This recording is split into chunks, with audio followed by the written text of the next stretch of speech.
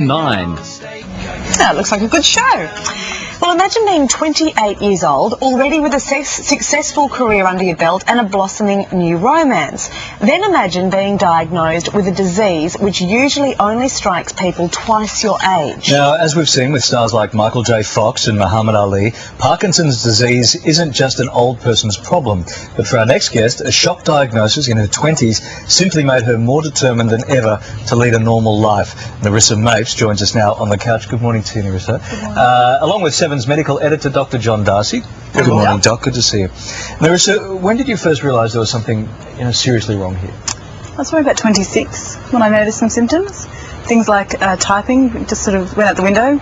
I became a two-finger typist from a sort of a speedy 60-minute typist. It began taking me longer to get out of the house in the morning. Doing things like blow drying my hair, etc. was just taking a long time. Now, we were just talking off air, and I said you don't appear to have a tremor. Have you been heavily medicated this morning?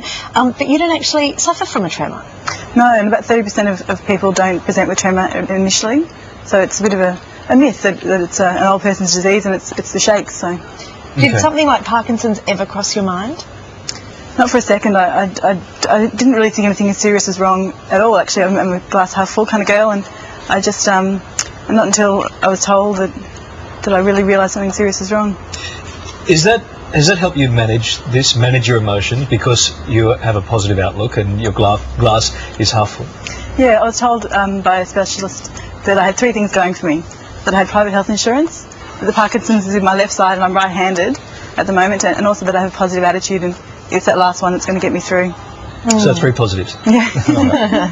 And Doc, how common is Parkinson's? Well, Parkinson's, once you reach the age of 60 or 70, about 1 in 100 people get it. But as you so rightly say, Nerissa, you can get it even when you're a teenager. Very small proportion do that.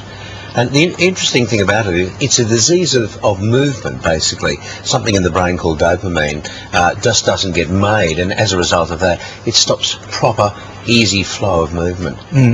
How debilitating can it be at an early age? Can it be as profound as it would be later in life? It can be, but often not. And it's interesting that, as you say, your Parkinson's is in one part of your brain. It just depends how bad it is in terms of the lack of production of this magical chemical called dopamine, and it can vary tremendously. Okay.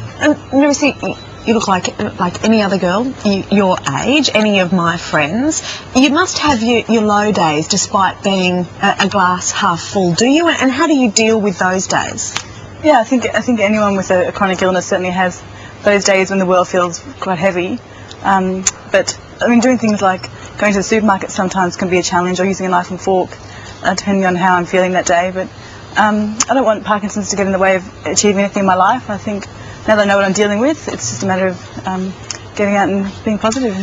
Doc, I was going to ask you, how can such a condition be managed? But that's got to be the first step in just alone getting out of bed with that positive attitude every day. Absolutely. Early diagnosis is so important. And one of the great problems with Parkinson's is it often isn't an early diagnosis. And people will complain of things that you'd never expect were in fact the beginnings of Parkinson's disease, like constipation, believe it or not, or pain in the shoulder, or pain in the limb. And then later on, when they get Parkinson's, everybody looks back and says, that was probably the start of it. So it's hard to diagnose quickly, but once you do, and once you develop an attitude like Nerissa's, then you're on the way to managing it successfully. Yeah, and as you say, Nerissa is dealing with this so well. I'm really interested to know, there could be people at home that perhaps have just been diagnosed. What's your advice to them? How do you pass on that amazing attitude that you've got?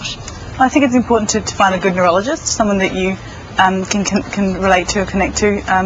That's really important. But I also think you can listen to medical advice that comes out of your ears, and it can be quite scary. So I think listening to someone else's story, finding out how others manage it, support groups, that kind of thing, tapping into organisations like Parkinson's New South Wales or the other state chapters of Parkinson's organisations is really important. Nerissa, thanks for coming this morning. Inspirational to meet you. Thank you. Thank you very much for your time. Doc, good to see you as always. Thank you very much. And Nerissa's story is in Your Idea this week, and it's really well worth the read. Okay. And we have more information on our website as well. Thanks, guys. Coming up a little bit later, how to spot a valuable collector